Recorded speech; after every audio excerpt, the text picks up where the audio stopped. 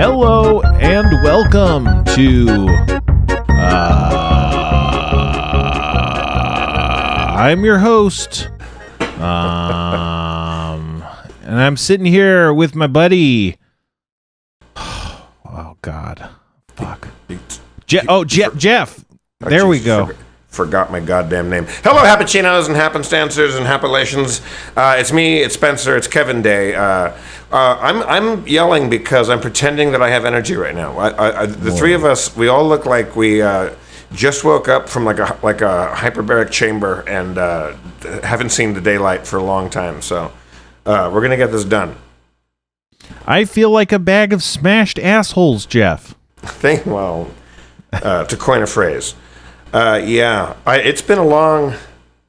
When the drawing room, I'm turning off my air conditioner so that the audio.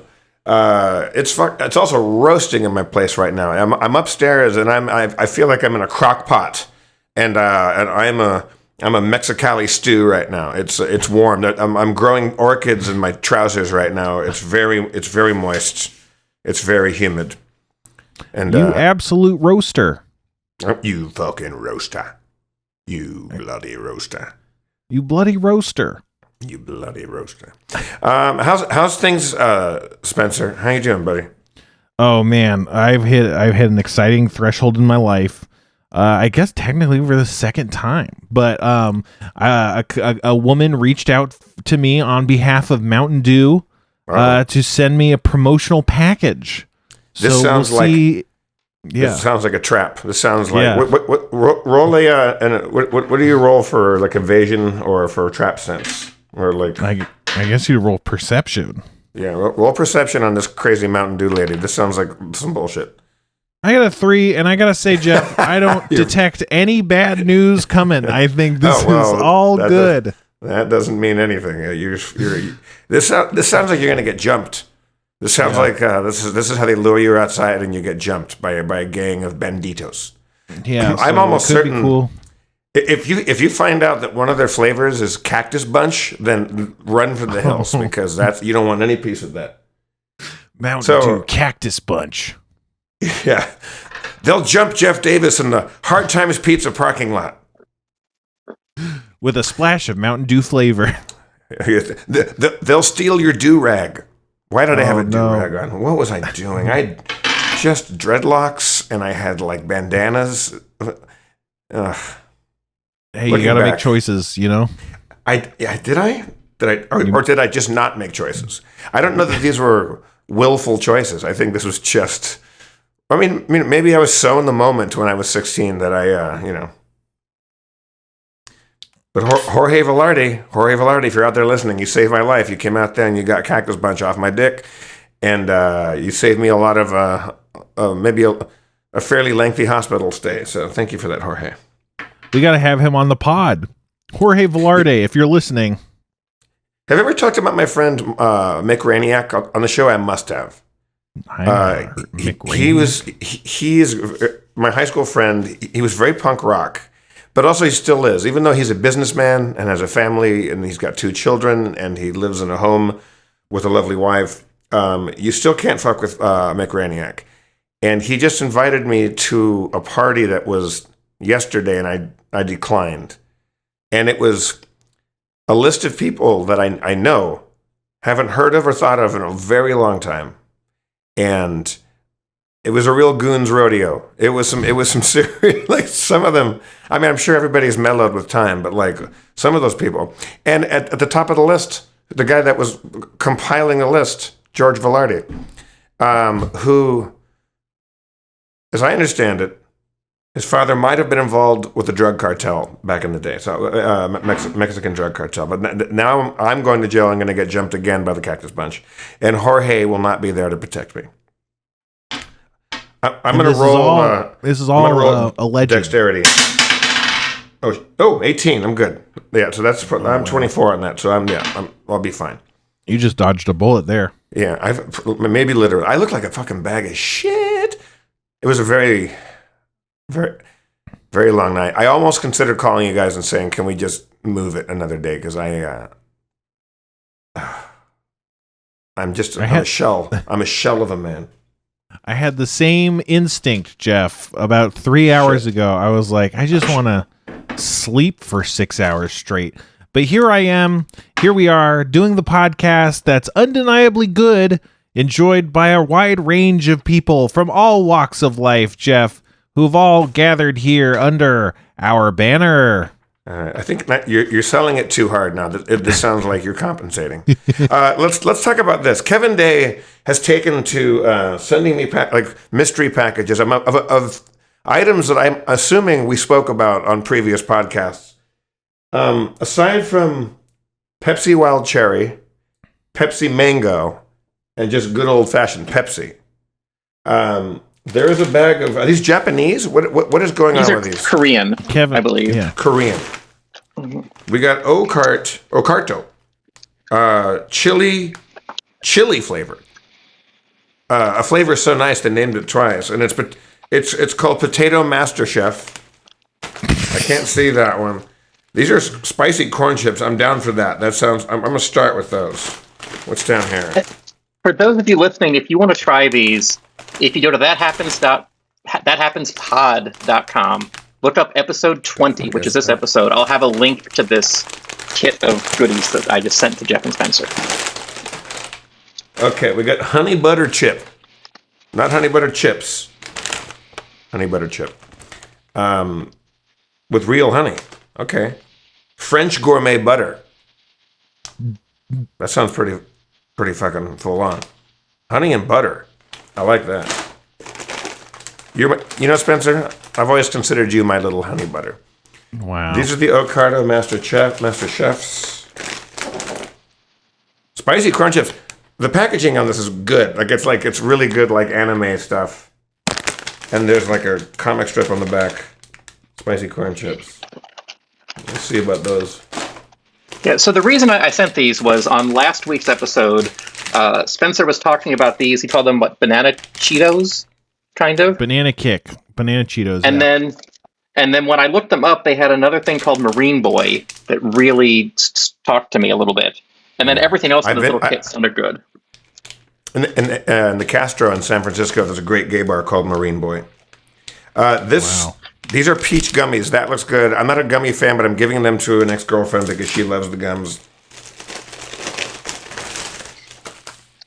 Oh, banana kick. We got it. We have the banana. What the fuck is a banana kick? The banana kick, Jeff. He's kicking a soccer ball. He's already talking my language. There is a anthropomorphic banana playing soccer with green boots on, and he's a banana kick with no surprise here. Artificial flavors. Oh, no. Yellow corn flour, sugar, rice, bean oil, banana powder. Okay, well, they got some banana in there. And this worries me. Not fried, baked snack. And, this is Marine Boy. Oh. This is the, what? Oh, they look like goldfish.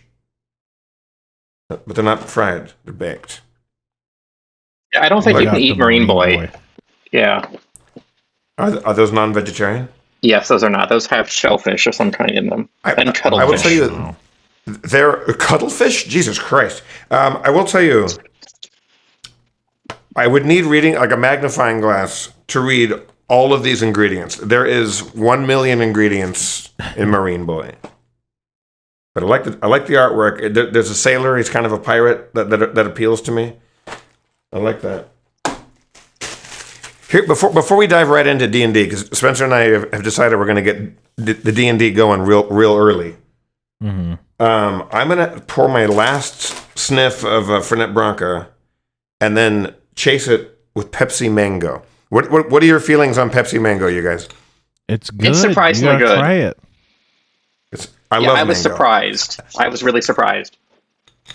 Yesterday, I woke up just shaken from a hangover and from not too much sex, more than this little boy could handle. She just fucking fucked my wheels off, and then I was like, "Are you making me younger, or are you killing me?" And we decided that it was both, and the Libra in me likes the equilibrium there. But I went to a Mexican restaurant, to the Casita del Campo, and was dying. I got super craving for a mango blended margarita. Oh, it's so good. So let's see if Pepsi Mango can hold up. Oh! What happened? It didn't open. No. It didn't fucking open. Oh, no. Do I have to go get like a multi-tool? I'm going down here. Hey, you guys talk amongst yourselves. I'm going to go downstairs because I've got... Kevin sent me like an enormous crate of this stuff, so I've got others. I'll be right back. Okay. Oh, boy. Jeff failing to open a beverage container? That happens. Ha ha! Everybody drink. That's right, that happens, fans. It's time for the part of the show when one of the people says that happens, or a phrase semi-approaching it, and that means it's time to drink. Probably an alcohol, but, another beverage. We got Kevin, he's drinking. I don't know. What is that? What do you got there, Kevin? I got Pepsi Mango Zero. What's that taste like? Is that very mango-y? It's actually more mango-y, I think. It's less sweet, but there's more mango. So because there's less sugar, they gotta ramp up the mango. Now, if this one fails too, and that was not my fault, the tab just bent like cardboard and didn't do anything to the opening side. Mm-hmm. There we go. We have liftoff. Okay, first, I heard you say that happened, so let's drink. Bloody fucking hell! Why do I do this to myself? I don't even like it. Oh, I barfed this morning so hard. I woke up, had an orange juice. Well, I gotta chase, but let me get this out of the way. That's pretty good. Yay! Pepsi Mango, not bad. Not too sweet. So all sodas are too sweet for me, but that's okay. Yeah, I definitely don't love you drinking more soda and Swords. I don't. Why? And now I got salty snacks for the rest of my life.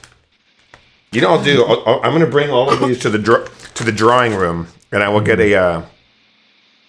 They've got paper bowls, and I'll just put them all out there, and I'll get a full. Like I'll write down people's, like a taster's choice kind of situation. Mm-hmm. I just puking in the sink, and it's like I'm shaking and I'm puking. And I was like, what am I doing with my life? I'm not fucking writing anymore. I'm just being lazy. I got to get my shit back together. I got to get back on the road. We just got our new schedule of dates, but it's not until September. So I just have to stay alive until September. Yeah, you got almost, a month and a half, I guess. Okay. I think you can make it. That'll be great, though. Once you start getting, your routine back, then you might be able to start. I'm so much healthier when I'm on the road. You would think the otherwise. Yeah. Like you would think that I'd be like sex, drug, and rock and roll when I'm out on tour. But you have to show up and be alive for a show. And then when I get back home, I miss my friends and we just drink all the time. It's not good. Also, for people listening, if you're, don't be influenced by me, please. Don't be a drinker. It's so dumb. It's so dumb. You heard it here first, folks. Don't be a drinker. Okay. So this is episode. Jeff. Are we in episode 20, you said, Kevin? Yes, this is episode 20. Yeah. Okay. All right, I'm going to recap episode 19 D&D notes, such as they are. Don't be like Jeff, people, having all sorts of crazy hot sex all the time. It's work. It's not worth it. You don't want to end up like that. This girl brought over something pretty exciting. She brought 2 different kinds of lube over, and one is straight up for gay guys' anal sex. Uh-huh. It basically says as much on the packaging. I'll tell you what, it's good. That happened to me, Jeff, where a woman brought 2 kinds of lube, but one of the kinds of lube was actually essentially the opposite of lube. It was like grit. And the idea is if you need more lubrication, you do the one. And if it's like, oh, that's too much, then you add more of the grit. Yeah. Well, also, it helps exfoliate. Mm-hmm. Yeah. You know how much extra skin is on my penis. We talk about this all the time. Like a few ex-girlfriends ago, we were at, and again, this is the, I've already told the story before, guaranteed on this podcast or somewhere else. Mm-hmm. I was out sex toy shopping at an awesome sex shop called the Pleasure Chest in West Hollywood. It's very good if you're in the LA area and you need a dazzling array of toys and lubes and condoms and also some complicated stuff. They're very good. And I was walking around and I was with the girlfriend and she wanted to get a toy from my butt. She wanted to do butt stuff with me. Mm-hmm. Have I told the story before? I don't know. I don't remember it. I'm telling it again. I don't care. Yeah, I'll take it. I'm fucking stoned on mango Pepsi. Possibly the alcohol. And the woman says, to the girlfriend, she goes, you go over there with that guy and that clerk, and he'll talk to you about this. And she wanted to talk to me separately. And because I think we were both buying butt toys for each other. Mm-hmm. And she was showing me this a nice glass case of these beautiful like sterling silver. I don't know, maybe that's sterling stuff. Let's go stainless steel. I don't think they were sterling silver. They weren't that expensive. They were made out of platinum. Sure, yeah. Only the finest things go in my rectum, Spencer and Kevin and Hapachinos. So. You know why? Because that happens. Ooh. Oh shit! He said the thing, and now we got to do the thing, which is drinking. And she, this woman, I would profile as lesbian or somewhere along those lines. Mm-hmm. I think she told me she was, and like super cool punk rock looking chick, and there was an array, like it was like Goldilocks. Like there was the little one, there was the medium one, and there was a big one of the same heavy stainless steel butt plug that was for me, and I was like, I'll take the medium one. Kevin looks like he wants to cry right now. Am I embarrassing you, Kevin? Kevin wants the big one. Kevin, do you ever do any butt stuff? Kevin just loves D&D. Kevin, you ever do any butt stuff, Kevin? I have, yes. Okay, see, there we go. Yep. Toys or just like a little like pinky finger or what you got? A little bit of everything. I'm adventurous. Kevin gets ass blasted on the reg. Full on ass blast. No, his ass is as open as Madison Square Garden. It's you can. So I was like, I'll take the medium size because I'm a tall guy. That one looks too small. This one looks just right. That one looks crazy. It was the size of a pear. And she's like, get the big one. And I'm like, no, that's I'm scared of that because I was a first timer. I was a rookie. And she goes, you're going to want the big one because you're going to get so used to the middle one. You're going to wish you came back here and bought the big one. She goes, I'm so jealous of you fucking men. You guys can put anything up there. I thought that was a great sentiment. So one time I got the big one, put it in my butt, walked from my place to the drawing room and did karaoke with the big one up my ass, and it was exciting. Wow. Every step, like you're just like, wow. It was my little secrets. I don't even know if I was on a date that night. I think I was just like being like naughty with myself. It was great. Sure. Why can men put anything up their ass? What was the logic there? I don't know. We have more capacious assholes. I don't know. Capacious assholes. If that's not the name of this episode, I'll be very disappointed. Are we allowed to say assholes or not on that Apple? Seems fair. I think that's fair. No, we can't. We can't say assholes. We gotta be able to. No, we can say asshole on fucking The Simpsons. It's true, but you can't name an episode the asshole episode. I hope so. Maybe you can. I don't know. Who knows? Spencer, no butt stuff for you? Any exploratory business down in the hangdowns and the low solo butt stuff, Jeff? As always, most of my exploits are going to be solo, and this is no exception. There's stuff to put up your butt. You could find it. You could find, sharp? A Sharpie. Yeah, exactly. You don't have to necessarily even go to stores. All sorts of stuff can just go right up there is something I've discovered. Yeah. So, don't want to get too granular here, but no need at the same time, The only time you get granular is when you're using your grit lube. Yeah, And it's the reverse loop. I was talking some like years ago to an ER doctor, and she was telling me all the things that people come into the ER up with things up their ass, and it's like it's really funny, and like a flashlight or the remote control or a box of crisps, Ocarto, but they try to play it off like I just fell on it, like you fell on a flashlight and it went up your ass, and okay. Yeah, that's Don't awesome. do that. I get it. I feel like if that happened to me, I'd be like, come on. Yeah. I shoved it up my ass. Come on. The string. I tied a string around it. The string came off. Yes, it was. I blame the string. Yeah. Yeah.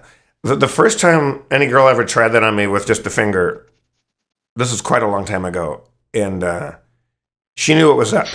She was playing my prostate like a Stradivarius. It was pretty wild, and wow. but it felt so good, but so wrong. Like, and I think that's part of the appeal, is that it feels like this isn't right. However, it's happening. Oh, that happens. Oh sometimes. No. That's right, folks. It's the time of the show that happens where someone says that happens, or a phrase approximating it, which means it's time for us all to take a drink of our favorite beverages, either alcoholic or otherwise. Right. Do you want to do a news corner before we dive into D&D here? Yeah. Okay. I got. Yeah. Do you have the music, Kevin? Yeah. For news corner.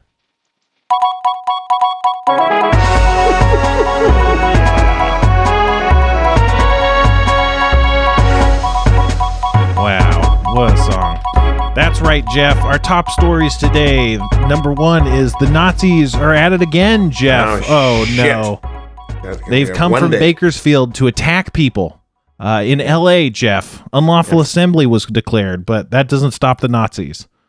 For they are at it again. And our second story, this is more of a human interest piece, but it seems that Jeff Davis is fucking so hard he's sad and tired now. So, we'll keep monitoring that situation as it develops. I'm not sad. I'm just dehydrated because I drink too much, and then the sex happens, and there's not enough water. Like I'll drink a gallon of water, and you'd still feel dehydrated afterwards. I'll say, tell me about it. You know what my That's secret is? just because you're so thirsty. What's your secret? Clean living. Okay, so in episode 19, let's get right down to fucking business here. Okay, let's do it. Walter Samone? Walter Samone?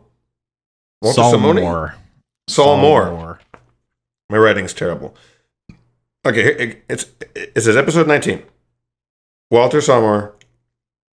Then Walter with an exclamation point. Then Boat with an exclamation point. Big Copper. Captain Zendros. Quote, faithful quartermasters of use. Yep. Captain Zendros belongs to that organization. The faithful quartermasters of use. And I put a question mark after that because I didn't quite get it. And then there was a big gem. Then I wrote Zendros again, probably just because I wrote it shitty the first time. Apparatus of Qualish. Yep. And then Big Copper dash. That's it. That sounds about right. Well, okay. Let's hear your actual recap, so I know what the hell's going on. Oh man, what did happen? Last time on That Happens, our heroes had decided that what they were going to do was charter a ship. Well, use a ship. I don't know if they chartered it specifically.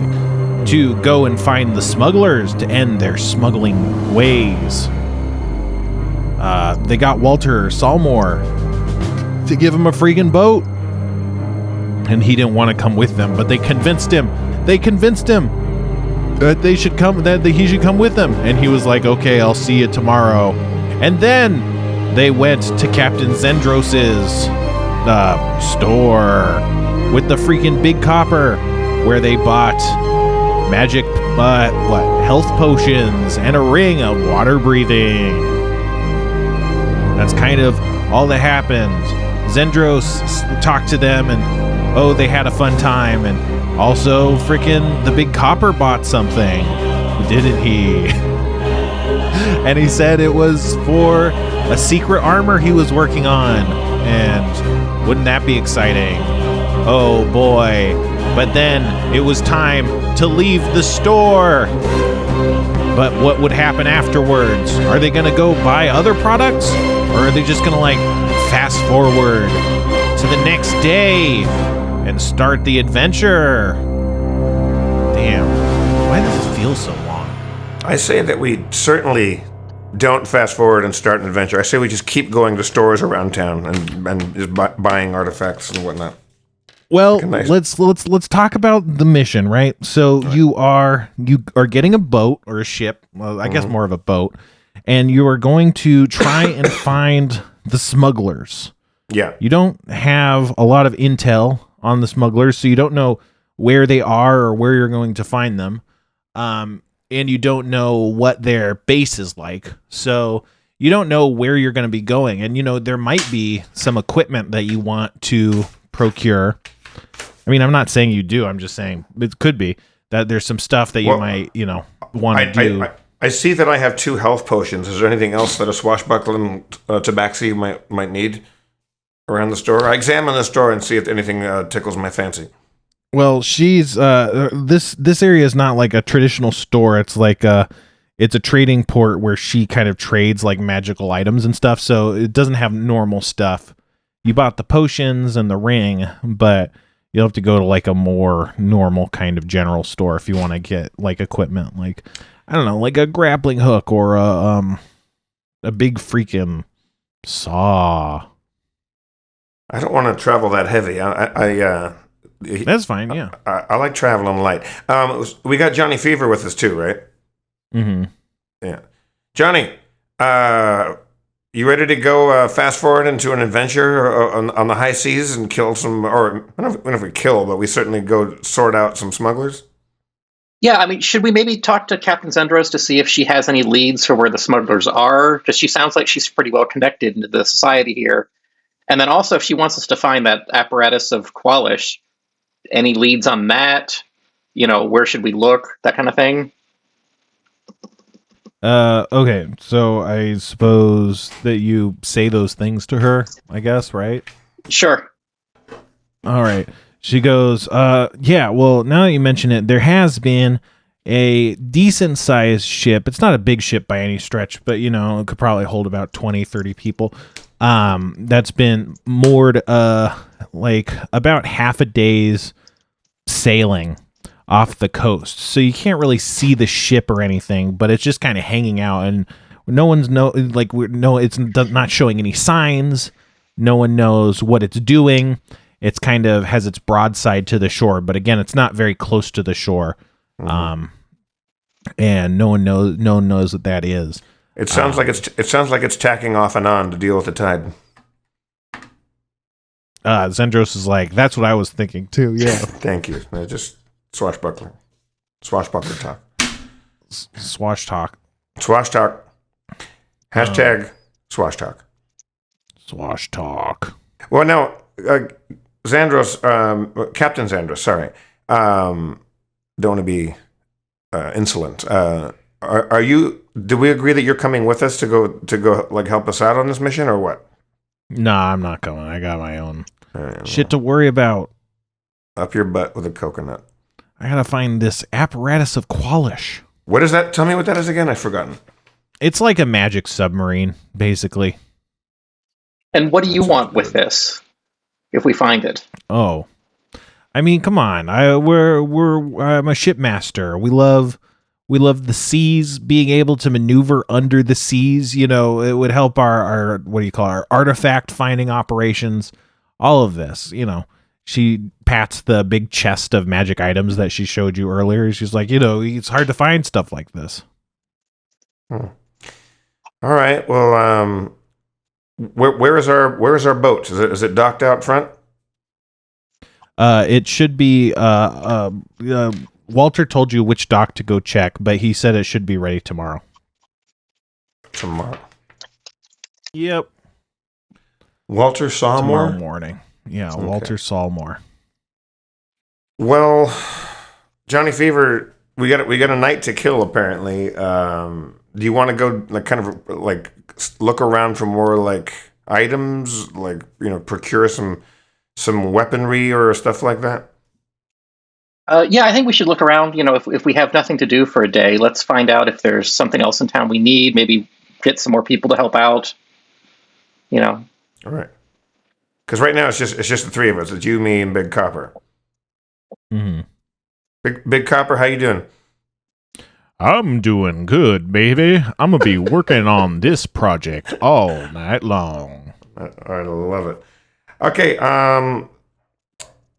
Captain, what's her name? Zendros. Zandros. Is there another place in town where, like, if we're going on a basically a potentially dangerous mission? Is there another store or place in town that we might get some goods? She says, yeah, the general store.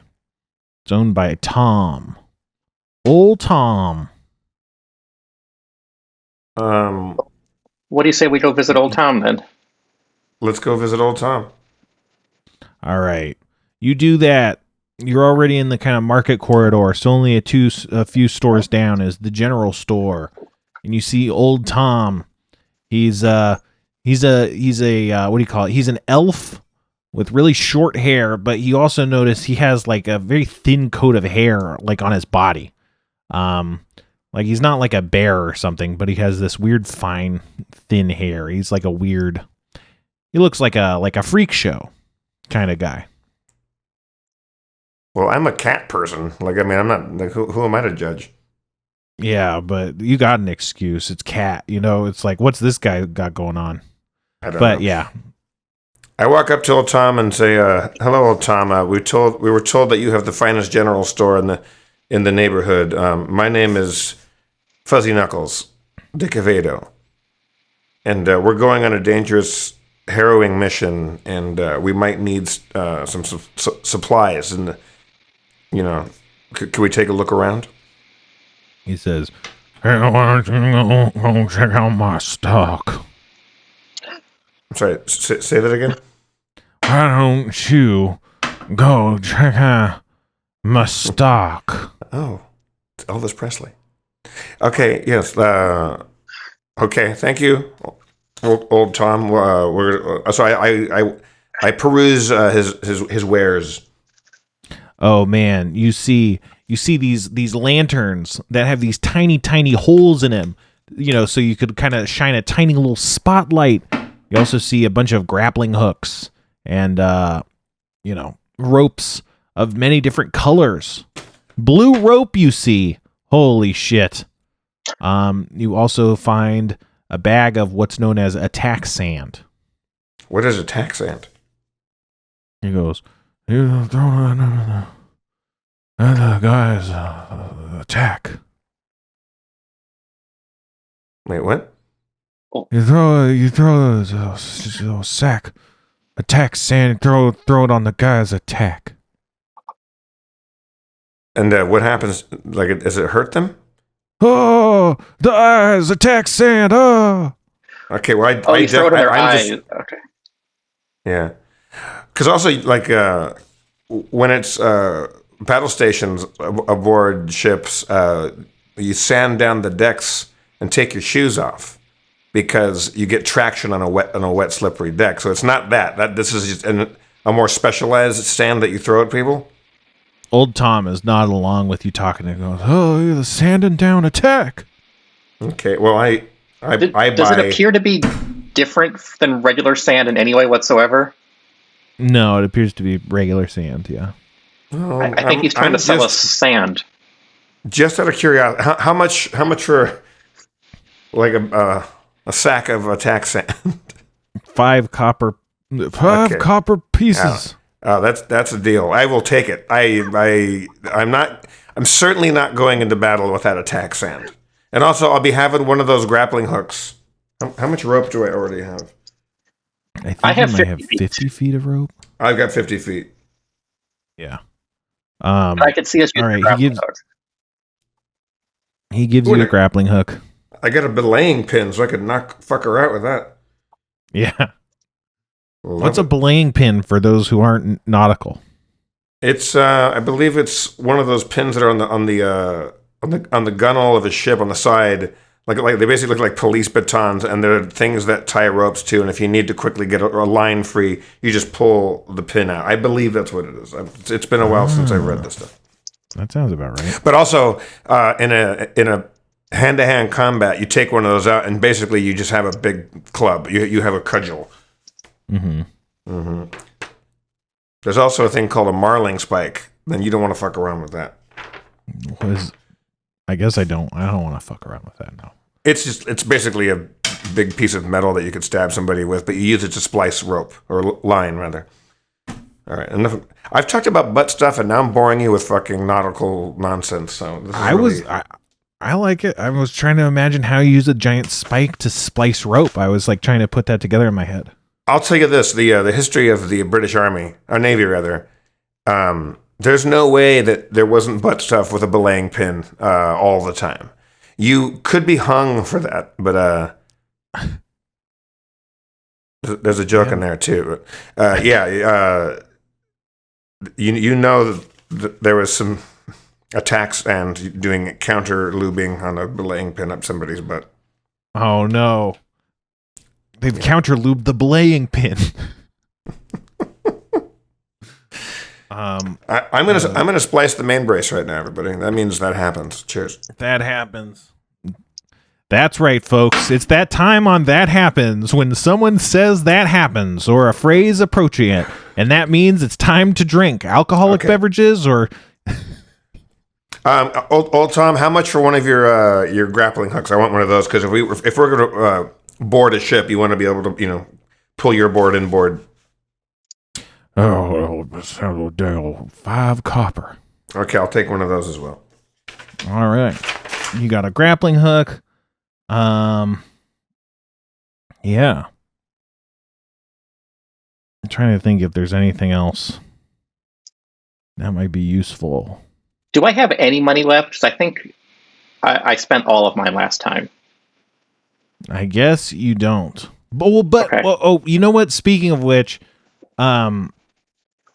you were told that you can get free supplies. So if there's anything you can need, you can tell them like old Hush Money's got this covered. Oh right. That's maybe some snacks. I guess I will take that attack sand. Yeah, you could pick up rations. Yeah, let's get rations.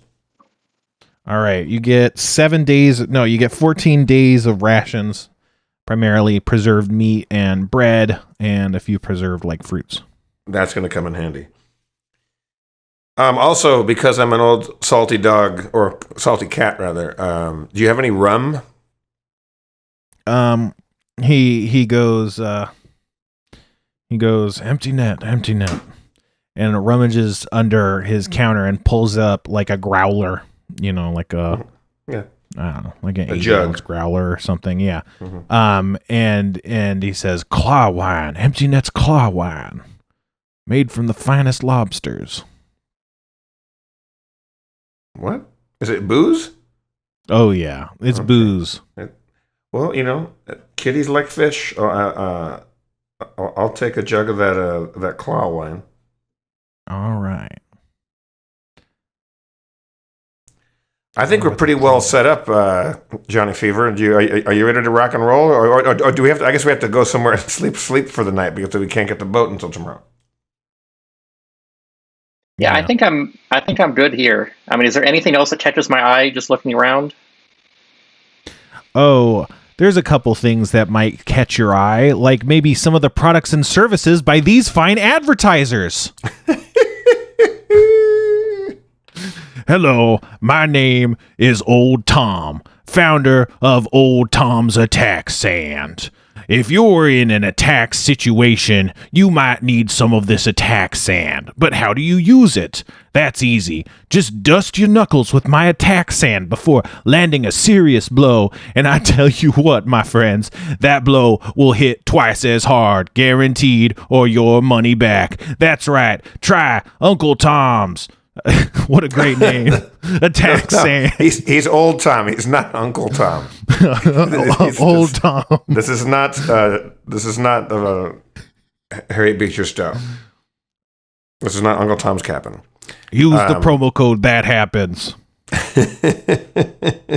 Use the promo code Simon Legree. Uncle Tom's attack. Hello, I'm Sam Elliott for Uncle Tom's attack sand. Are you tired of using lube? Throw a little sand on it. Okay. Well, we're back. I like to think that whenever we cut away for advertising, that now our characters are just standing there wearing MeUndies or whatever we've just promoted. Oh, man. Yeah, that's what Old Tom says is, you know what, you need some of these MeUndies. Now, I may not be able to talk, but when it comes to MeUndies, my tongue is as clear as a summer morning, my God. Wow. Well, Old Tom, not Uncle Tom. Stop saying that. You're being a real Uncle Tom right now, Old Tom. Oh. All right, let's get back to fucking work here. All right. So you were staying at Old Crunch's house.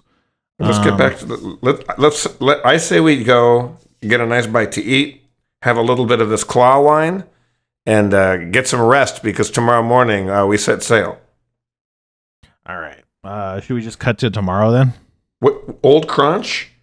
Old Crunch, the dragon man. Right. Gotcha. Dragonborn or whatever the fuck. Mm. Yeah. Cock-a-doodle-doo! Oh, damn. You know what time it is. It's that most sacred time. Adventure time. It's time for you to go down to the docks and meet Walter. Get in the boat with the guards that Walter promised that would come with you. And make your way to the smugglers who might be in the ship that was mentioned before. So how many guards do we have with us? 2. Well, you're not there yet. So you go down to the dock, right where Walter said there would be, and right there, on the dock on this golden morning, you see it. It's a small ship. It's a relatively small. I think you call it a keel boat. I'm not nautical, but emblazoned on it. All boats have a keel. Every boat's a keel boat. Hey, I'm not saying that they don't. It's like saying it's a boat. I thought you would know what a keel boat is. I don't know what a keel boat is. I don't know what it is either, but I looked it up, and it exists. It has a flat keel, Jeff, or something like that. Okay, all right. I don't know. That actually is saying it. I think that's wrong, but it certainly has something because it exists. How long would you say this is? Like 30. No, like 20 feet. It's like a small. It's like a fishing boat, like a small personal fishing boat kind of.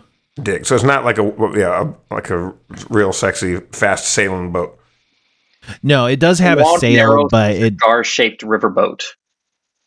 Riverboat. So I guess it's a riverboat. Yeah. And on the prow or whatever, emblazoned on the prow of the boat is the words "The Liberator." That's what it's called. And but that's not all you see. You don't really catch it because the glare coming off the ocean is so intense, but you see a dark stain and a figure lying on the ground at the docks. A dark stain and a figure, or is the figure the dark stain? The dark stain is coming off of the figure. The more you look at it, it looks like maybe the stain has exited the figure prior to being inside the figure. I use my cat-like curiosity and walk over there and check it out. Oh, man. Absolutely covered in blood is the freaking Walter Sawmore. He's dead as fuck. Oh, no. No, not Walter. Not Walter.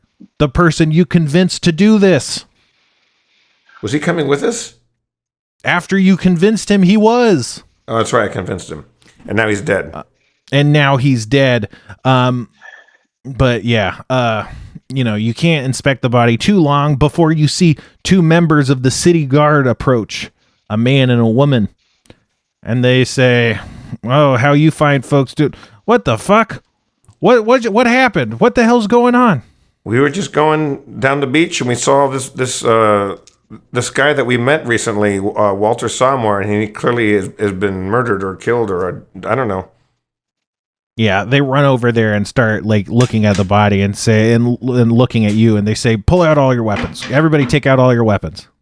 Put them on the ground." What if I don't? That would be mighty suspicious in light of us finding you in front of a dead body. I look. Can I use my power of privilege that sort of like makes people assume I'm supposed to belong where I am and things like that to try to like talk them down from this and go, listen, we stumbled on this just the same as you stumbled on us right now. Obviously, I am a noble. I am not going to be going and killing a fisherman like this. Can we please just focus on finding the killer? Yeah, whoever heard of a nobleman killing someone to get what they want? Oh, snap! If you guys are innocent, prove it by pulling out all weapons on your person. And then we could perform some sort of forensic analysis and determine whether or not these weapons might have done the job. Okay, I drop my weapons. I do the same. All right, they start looking at them. They're looking at they take the clothes off the corpse. You know, they're looking at his wounds. They're looking at your weapons. They're like, well. And it wasn't these weapons. And it looks like, they probably could have, whoever did this probably could have just threw the weapon into the ocean now that I think about it. So you guys aren't off the hook. This is regarded as suspicious, but we're going to go report this and we'll be right back. All right, go do your thing. To go sail with you guys because we're coming with you. Oh, yeah. Oh, these are the guards that Walter sent us, or who? Hell yeah, that's us, baby. My name's Barbara Poolish. Okay, and the other person? His name is... No. I'll introduce myself. My name's Gert Breedshow. Gert Breedshow. Breedshow. Now, you guys seem pretty... You're dealing with the death of your friend Walter pretty well. Now you want to talk about suspicious? Why aren't you more upset about this? Hey, we'll file it away in our report. We're just so excited to be setting sail with you guys, the new heroes. She's fucking crazy people. All right. Well, let's. That seems very suspicious. Like I said, it'll go in the report, and if you have any concerns, feel free to bring them to Captain A of the City Guard. But we will be right back after filing this report, and we'll be ready to set sail. Okay, how long is that going to take? 10 minutes, 20 minutes. Okay, well let's start loading up the boat. Let's see what we got here. Seaworthy wise. All right. So yeah, again, this boat, it doesn't have like a below decks. It has some storage areas that use the kind of air, under kind of part of the boat, but it's just kind of like got a front and a back seating area, and the seating area in the back is, where the rudder is and shit like that, but you probably couldn't fit 10 people on this boat. Like you might get close to there, but it's it's a tight fit. It's more of a non-commercial vessel. It's more of like kind of like a fishing vessel or whatever. Yeah, and Big Copper shows up. He's wearing this crazy new armor that he's got. It's this bright copper armor, and in his chest he has that gem that you saw last time that he bought at the store. It has like lightning kind of flashing in his gem on his chest. And he's like, "Did not tell you, babies? Look at this shit." What does that gem in your armor do for you? Oh, baby. It makes me do cool attacks, and it can also deflect blows. I love it. Oh, yeah. We're going out to sea with just a few dudes, so you might have to deflect a few blows if you know what I'm talking about. Oh, yeah, baby. That's what I like. Oh, Big Copper. I missed you. I missed you too, baby. All It's right. only been about 7 to 8 hours. I know, but still, it's just you're ready wit, and you're kind of bonhomie. It's always uplifting. Yeah, but so yeah, you're like setting your stuff down on the boat and stuff, and the two guards come back and they're like, "All right, you guys ready? Let's go." All right." So you all set sail relatively uneventfully. You sail for a couple hours. You're a tiny boat. You're not easy to see. You can see on the horizon the ship that was mentioned by Captain Zendros based on like her description. It's definitely, this again is also not a giant ship. It's maybe 3 times the size of your ship. It's not huge, but it is a proper ship. It has like a upper deck and a below deck and stuff. Are there cannon, like gun ports or anything like that? No, there's not. You're too far away to see it, but you also can see that there's not. All right.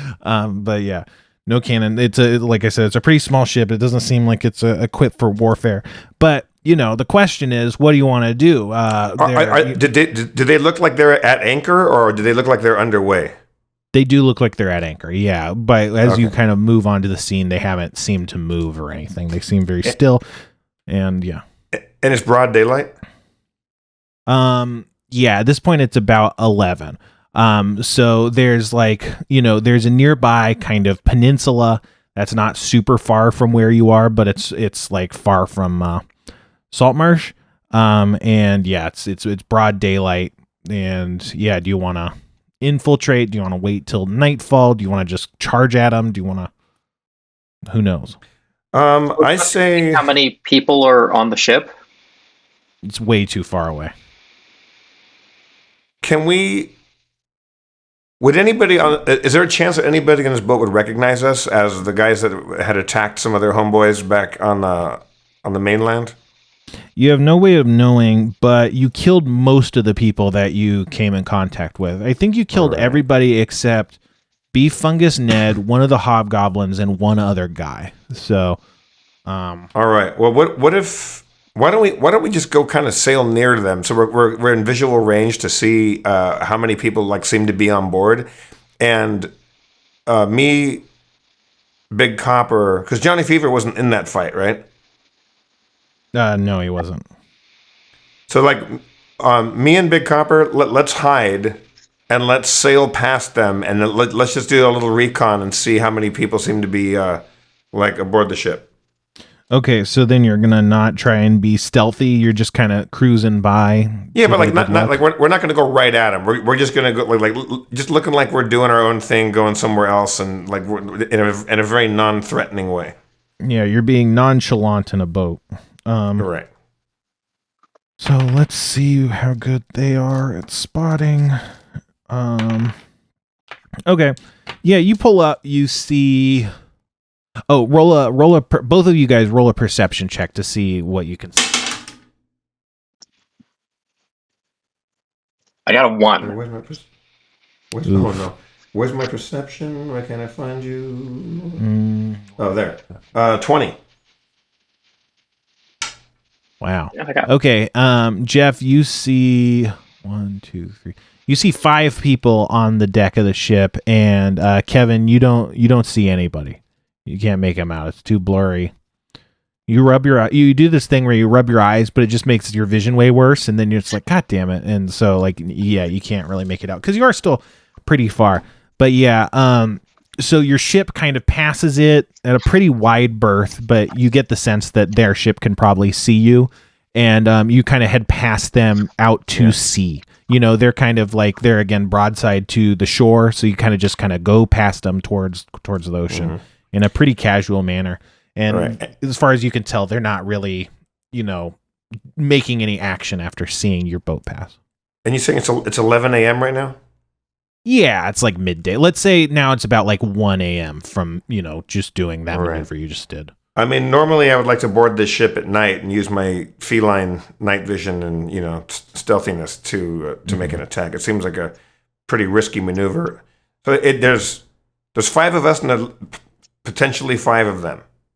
Yeah, but again, their boat's way bigger than yours, so there's a pretty strong potential that there's more people that are on the ship. Just judging by what you know as a captain, like a ship that size is not going to get by on 5 crew. Like they're probably gotcha. Not a lot bigger than 5, but yeah. I hate to delay things, but I think we need to wait until sundown and cruise up on these guys because a broad daylight attack seems risky. Okay, so how do you want to do that? You've passed them in your boat, and you're kind of just in the middle of the ocean right now. Where's that peninsula? It's let's say like 3 hours or 2 hours away. So it's a bit north of where you guys are at. You kind of just went. What I suggest is that we go to a place that looks like a fishing vessel might just drop anchor and do fishing stuff. Mm-hmm. Yeah. So okay. and not hang out too close to them. Just kind of keep cruising, but keep visual on them so we know where they are. Yeah. So let's see. Do you want to be involved in the ship work? I'm a professional sailor, so I'd certainly be here to lend a hand. Yeah. So roll a charisma check then. Charisma. 23.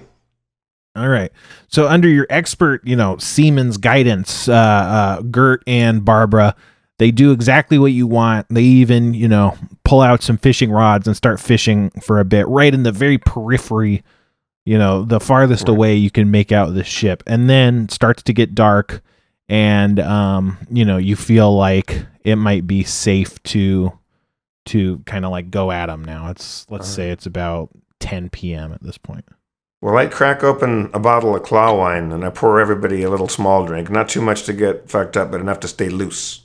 Mm-hmm. You don't want to be too loose, but you don't want to be too frosty. You got to be a little somewhere in between, in my experience.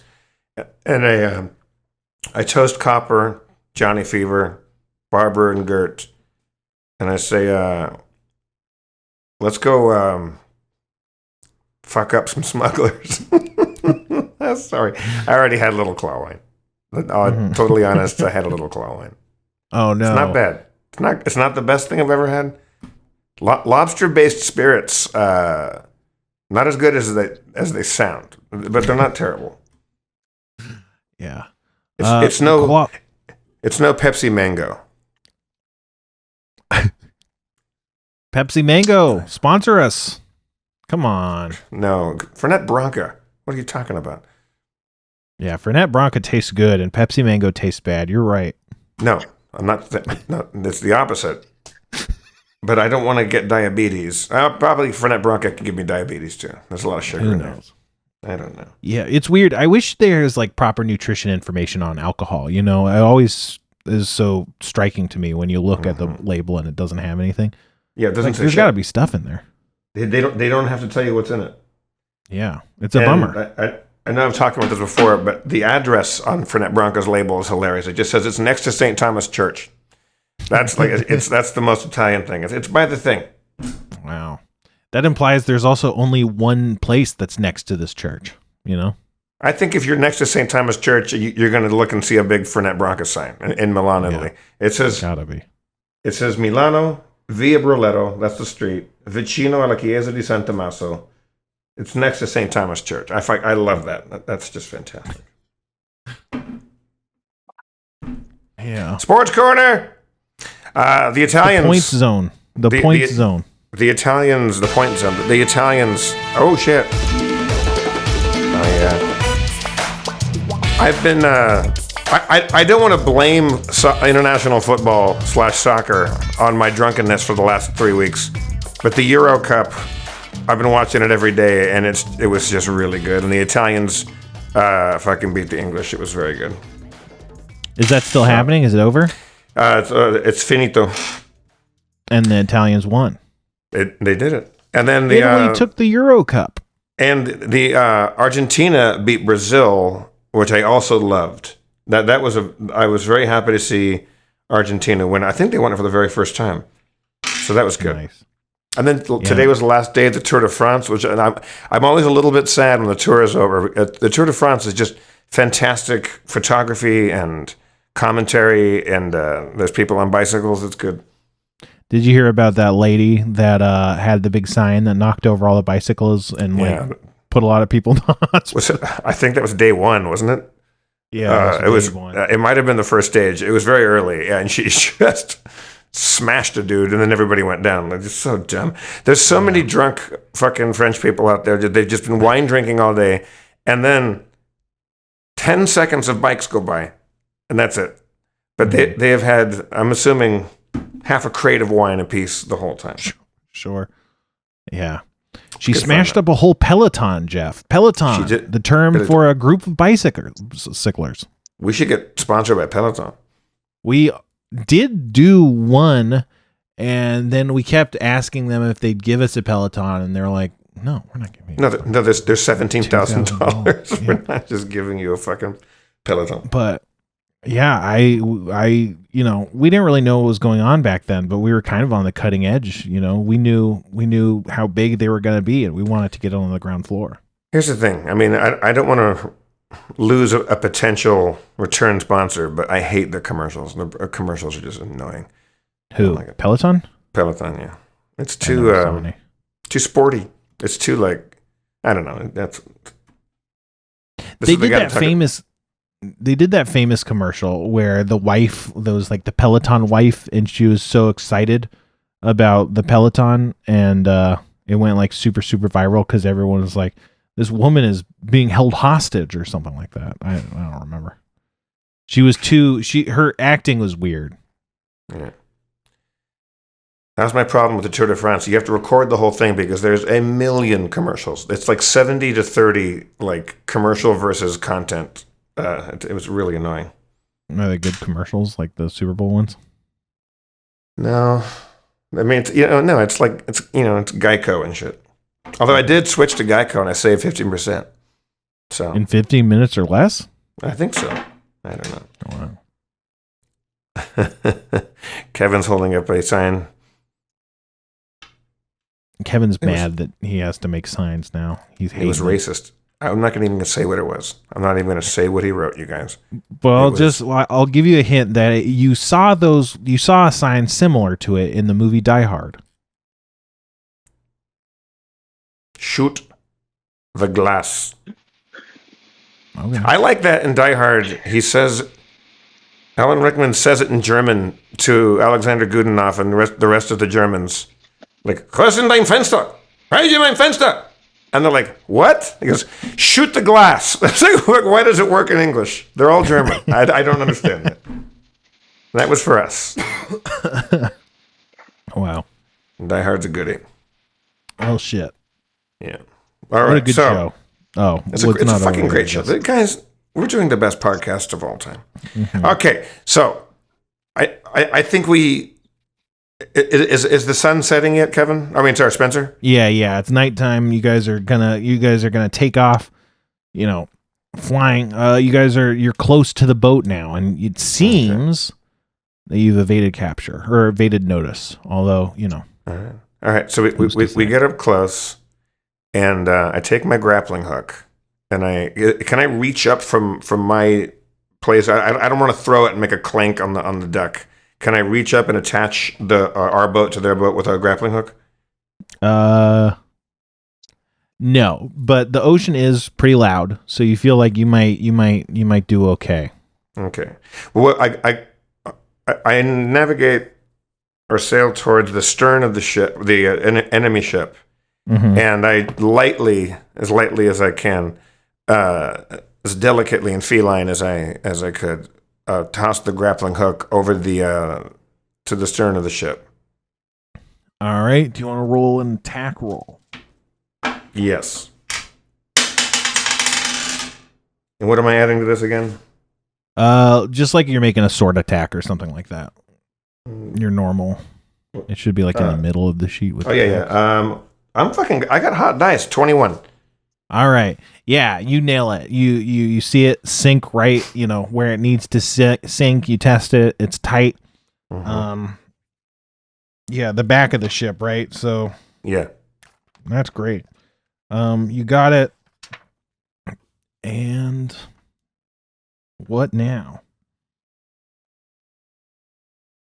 I secure my end of the grappling hook rope line and to the boat, and pull us slowly in so that we're right up against it. And is it possible to just get a hand over the back rail and get in the boat, or do we need like some other shit? You could do that, yeah. The grappling hook is going to make it basically is cinch for you guys to get up as long as the grappling hook is engaged. Okay. I look at the team and I look at Johnny Fever. Johnny, you ready? Let's do this. I look at Big Copper. I have the feeling I know what you're going to say, Big Copper, but are you ready? Are you ready to rock and roll? Let's go, baby. And Barbara and Gert, are you? We're going to board this ship, and we don't have to kill everybody, but we're certainly going to commandeer it. Mm-hmm. You guys ready That'd to roll? be nice. It's a nice ship.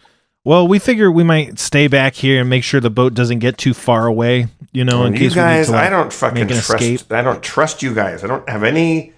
Can I roll a perception or like a sense motive on these guys? Sure. And what do I add to that? Perception? Insight. 11. All right. Yeah. No, you just think that they you can tell that they're a bit scared. They're used to operating in like a legal framework, you know, where the whole guard has their back.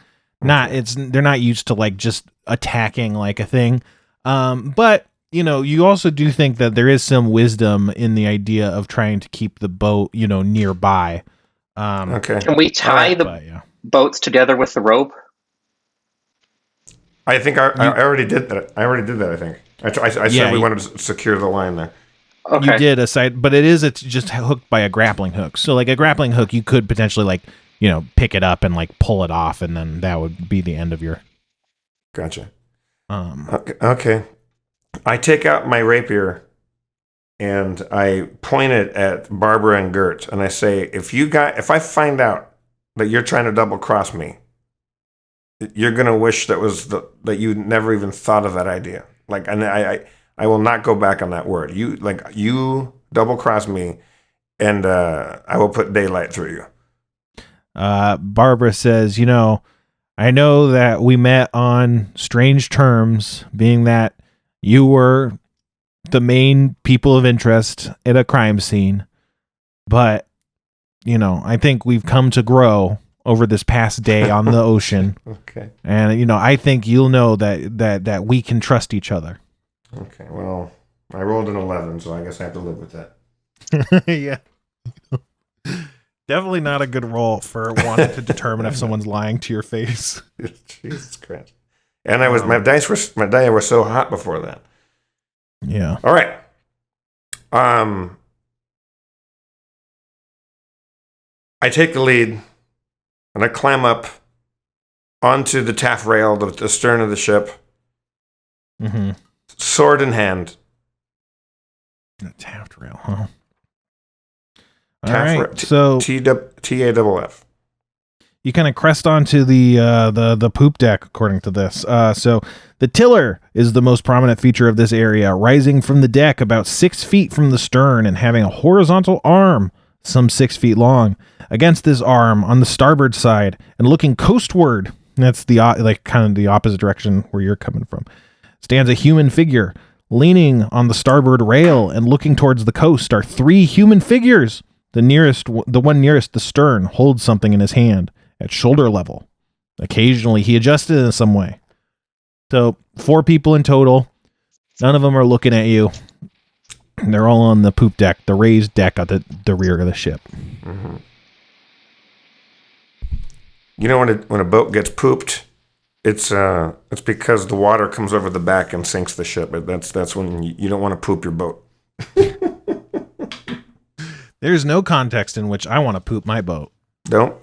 If that is solid advice, don't poop the boat. Mm-hmm. Okay.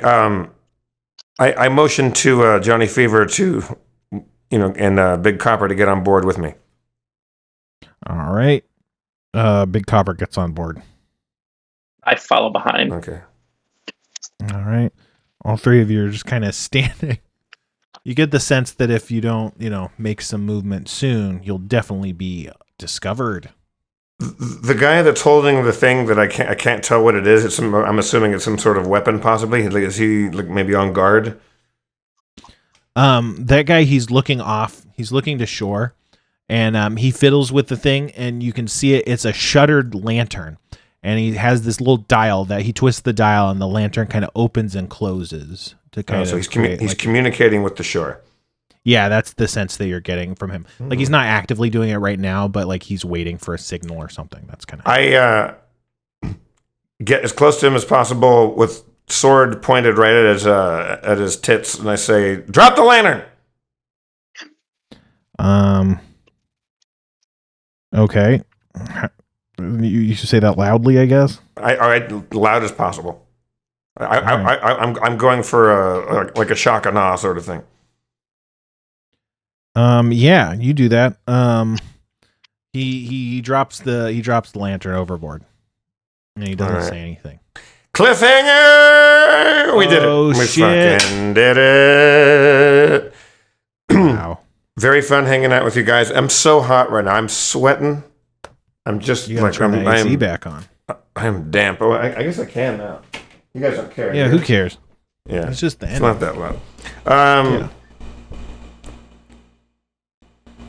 I would say you could see me on Cameo and Memo and my Patreon and stuff like that, but I've said it before, so I'm not going to do it again.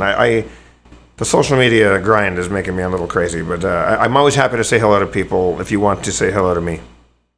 Yeah, and Jeff has a Patreon. What about me? I got TikTok. Follow me on TikTok. Follow me on Twitch, twitch.tv/Sixler. I'm going to be trying to do like these D&D related workshops on Twitch at some point. What is OnlyFans? Is that just for sex? OnlyFans is just for sex. If you are a model making sexy pictures of yourself, you can post those on your OnlyFans, and people have to pay you money to see them. So it can be kind of like Patreon, where you have to charge them a monthly fee, and then you can also charge them for packages or bundles of content. Like, you do a photo shoot and take 40 photos of yourself in various states of undress. Then you could sell that to someone for, I don't know, like $10. That was a much more intricate answer than I expected, but I appreciate that. But that's what I was saying. This is what I'm saying. You got to make an OnlyFans, Jeff. You gotta be taking videos of all your sexcapades and selling them. That could be a whole new stream of income for you, Jeff. No, you can't afford that. But people will. That's the secret. I told you what my stripper name during COVID was, right? Horny Dice. My porn star name during COVID. COVID Ice. No, stimulus package. And one of my movies was Viral Load. And there was also another film called Community Spread. Oh. Thank you, that happened, Hapachinos. We love you. We'll see you next time on the Flip Flop. Cheers. Bye-bye. Go with God. I forgot. This is also a very religious podcast. Bye-bye, everybody. Go with God.